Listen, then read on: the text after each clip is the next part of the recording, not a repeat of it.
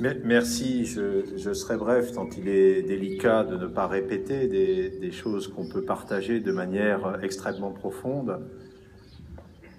S'il est des combats qui ne peuvent pas se partager, c'est bien celui de l'humanité contre la barbarie. On ne peut pas être fraternel par morceaux. On ne peut pas s'indigner suivant les circonstances.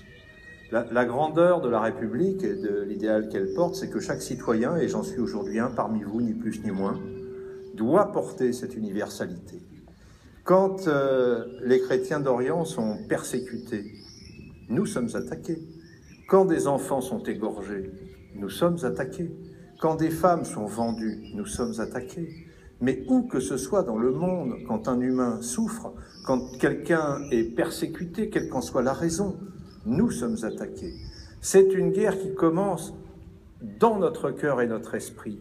Parce que si nous laissons chez nous, dans notre petit jardin personnel, la haine, l'agressivité l'emporter, comment pourrions-nous demander aux autres, ailleurs, de porter d'autres messages?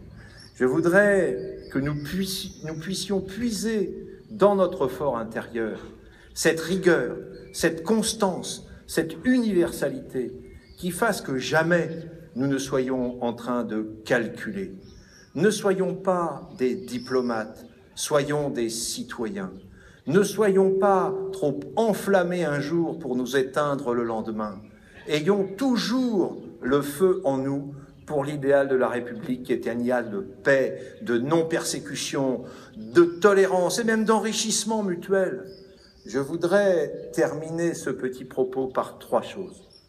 La première, beaucoup d'entre nous ont employé le mot « guerre ». Et si tant est que ce soit la mise en œuvre de tous les moyens pour combattre la barbarie, oui, c'est vrai, nous sommes, ou plutôt, nous devrions être en guerre. Nous ne sommes que partiellement en guerre. Et je voudrais dire, puisqu'on a parlé de l'Europe, qu'il y a quand même quelque chose dont la France peut être fière, alors que beaucoup nous donnent des leçons sur le plan économique, budgétaire, tout domaine de haute fraternité et de grand engagement moral. Qui se soucie de l'effort que les citoyens français font pour aller ici ou là, avec les moyens de la France, certes, mais nous y allons, et nous avons été les premiers à y aller. Si nous n'arrivons pas à entraîner avec nous, mesdames et messieurs, chers concitoyens, nous serons toujours trop faibles. Si en revanche, et l'Europe et la communauté internationale, effectivement, veut bien considérer qu'il y a la matière à combat pour l'humanité, alors nous aurons eu la fierté d'être parmi les premiers, mais nous aurons surtout le grand réconfort de n'être pas parmi les seuls, ce qui serait, je crois, pour notre génération, par rapport à celles qui nous ont précédés, une grande honte. Je voudrais également vous rappeler 2 phrases, puisque quand on manque, on vient souvent chercher les paroles des grands anciens. J'aime l'araignée, j'aime l'ortie, parce qu'on les hait. Tout être humain qui se trouve haï quelque part pour une raison ou pour une autre mérite notre soutien, notre considération, mérite que cette haine soit englobée dans notre engagement humaniste et finalement terrassée partout où elle peut renaître, et en particulier dans le cœur de chacun.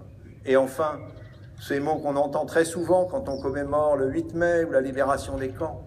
Vous savez, les mots du pasteur Niemeyer, quand ils sont venus chercher les communistes, je n'ai rien dit. Je n'étais pas communiste. Quand ils sont venus chercher les syndicalistes, je n'ai rien dit, je n'étais pas syndicaliste. Quand ils sont venus chercher les juifs, je n'ai rien dit, je n'étais pas juif. Et quand ils sont venus me chercher, il ne restait plus personne pour me défendre. Mesdames et messieurs, chers concitoyens, je ne suis pas d'Orient, je ne suis pas chrétien, mais je suis attaqué et je saurai me défendre avec vous.